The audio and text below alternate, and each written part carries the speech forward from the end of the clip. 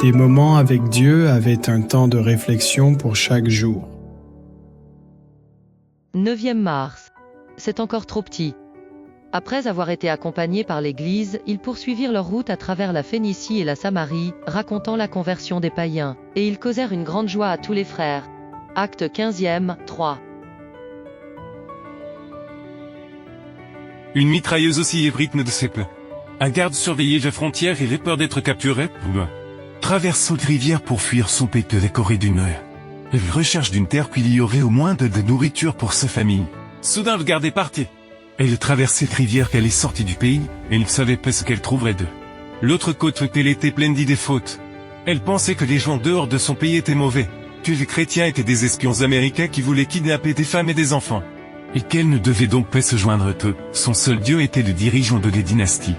Dès Kim, un homme de la région lui recommandait de se rendre dans un bâtiment où elle recevrait de l'aide. Où il y avait d'autres Nord-Coréens dont les besoins étaient satisfaits qui se trouvaient dans la même situation qu'elle. Ses idées préconçues disparurent lorsqu'elle a vu que les Juifs étaient aimés que les chrétiens n'étaient pas des espions. Elle a été retrouvée un emploi et elle a finalement accepté de voir Jésus, quelques années plus tard. Elle s'était nouveau aventurée de l'autre côté de la rivière. Mais cette fois pour se rendre dans son pays et travailler en tant qu'infiltratrice chrétienne. Dans un pays qui ne veut rien avoir à faire avec Jésus. Chaque chrétien a la possibilité non seulement d'attendre, mais aussi de hâter la venue de notre Seigneur Jésus-Christ. Si tous ceux qui professent le nom du Christ portaient des fruits à sa gloire, la semence de l'Évangile serait rapidement répandue dans le monde entier. La grande moisson finale mûrirait rapidement et le Christ viendrait recueillir le précieux grain. Il y a au moins 8 milliards et demi de personnes dans le monde, dont seulement 400 millions de chrétiens évangéliques, environ 1400 millions de chrétiens catholiques, ce qui indique qu'au moins 70% n'ont pas encore connu le message de Jésus.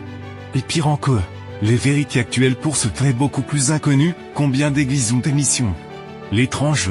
Combien sont engagés pour l'évangélisation de pays où règne encore les ténèbres du paganisme. Combien y a-t-il de programmes d'églises chrétiennes pour apporter les vérités du Christ des gens qui meurent sans connaître le Seigneur?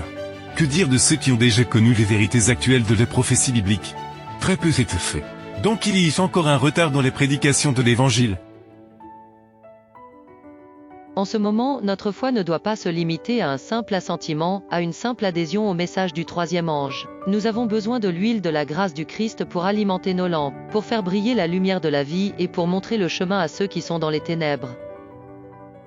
Avancez pas le fouet, proclamez la vérité comme si vous y croyez, faites voir à ceux pour qui vous travaillez qu'elle pour vous une réalité vivante. Si les vérités que nous connaissons ne sont pas partagées, elles perdront sûrement leur valeur pour nous, mais nos privilèges seront donnés à d'autres. Comme aux temps apostoliques lorsqu'ils allaient dans toutes les régions.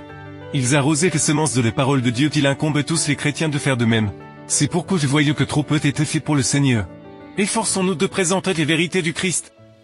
Amen. Merci pour écouter cet audio. Nous vous invitons à partager avec votre. Contactez et visitez le site web. biblewell.com